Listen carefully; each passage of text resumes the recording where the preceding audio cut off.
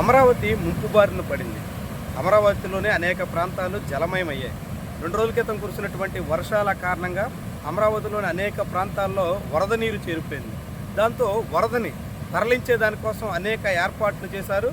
అందులో భాగంగానే కొండవీటి వాగు నుంచి వస్తున్నటువంటి నీటిని కృష్ణానదిలోకి లిఫ్ట్ చేసే పద్ధతి అయితే అనుసరిస్తున్నారు. ప్రస్తుతం మనం కొండవీటి వాగు వరద జలాలను కృష్ణాలోకి లిఫ్ట్ చేస్తున్నటువంటి ప్రాంతంలో ఉన్నాం. ఇక్కడ మొత్తం 4 మోటార్లు ఉపయోగించి మొత్తం వరద జలాల్ని లిఫ్ట్ చేసే ప్రయత్నం చేస్తున్నారు. అంటే నేరుగా కొండవీటి వాగు దిగువనుంటుంది, కృష్ణానది ఎగువనుంటుంది. కొండవీటి వాగు నీరు నేరుగా కృష్ణాలోకి ప్రవహించే అవకాశం లేదు కాబట్టి మోటార్ల సహాయంతో దాన్ని లిఫ్ట్ చేసి ఆ నీటిని కృష్ణానదిలోకి కలిపే ప్రయత్నం అయితే చేస్తున్నారు. ఇక్కడ మనం ఆ నీరు కలుస్తున్నటువంటి ప్రాంతాన్ని మనం చూడొచ్చు. ఇప్పుడు కృష్ణానదిలో దాదాపుగా 5 లక్షల క్యూసెక్కుల వరకు వరద జలాల ప్రవాహం కనిపిస్తుంది.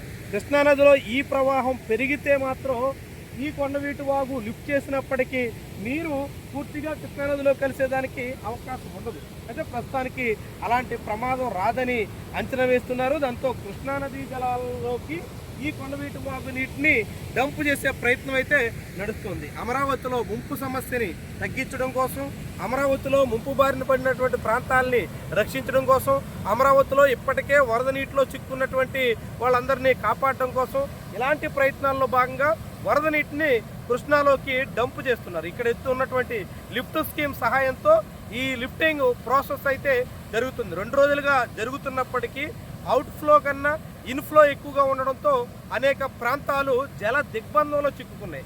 చాలా చోట్ల రాకపోకలకి సమస్య అవుతుంది. మద్దూరు లాంటి ప్రాంతంలో అయితే పూర్తిగా రోడ్డు జలమయమైపోవడం, పొలాలన్నీ నీటి పాలవడం, ఇలాగలా అనేక రకాల సమస్యలు అయితే ఎదురవుతున్నాయి. దీంతో ఇప్పుడు అమరావతిని ముంపు బారి నుంచి కాపాడే ప్రయత్నంలో నడుస్తున్నటువంటి ఈ ఎత్తిపోతల పథకం మనకి స్పష్టంగా కనిపిస్తోంది.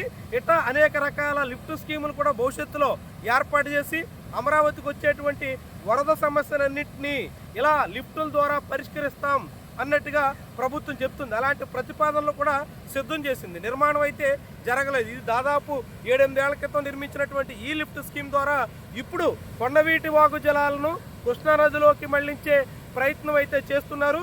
ఇది కొంత మేరకు మాత్రమే ఫలించేలా కనిపిస్తుంది. అయితే కొద్దిగా వర్షాలు తగ్గుముఖం పట్టడంతో అంతో ఎంతో ఊపిరి పీల్చుకునే అవకాశం అయితే దక్కుతుంది. ఒకవేళ ఈ వర్షాలు పెరిగి మరింత ఉధృతంగా వర్షాలు కనుక కురిస్తే, ఈ వర్షపాతం భారీగా నమోదైతే అప్పుడు మాత్రం అమరావతికి మరింత పెద్ద సమస్య పొంచి ఉంటుంది అని చెప్పొచ్చు. ముఖ్యంగా హైకోర్టుకు వెళ్లాల్సినటువంటి వాళ్ళు, సెక్రటేరియట్లో సమావేశాలకు హాజరు కావాల్సినటువంటి వాళ్ళు, ఇతర అధికారులు, ప్రజాప్రతినిధులు అందరికి కూడా సమస్యగా మారేటువంటి ప్రమాదం అయితే ఉంటుంది. కానీ ప్రస్తుతానికి మాత్రం వర్షాలు కాసింత శాంతించడంతో అలాంటి ముప్పు అయితే కనిపించట్లేదు. కొండవీటి వాగు జలాల తరలింపు అయితే నిరంతరంగా సాగుతోంది. ఇది మరికొన్ని గంటల పాటు, మరికొన్ని రోజుల పాటు జరిగే అవకాశం ఉంటుందని ఇక్కడ ఉన్నటువంటి అధికారులు అయితే చెప్తున్నారు.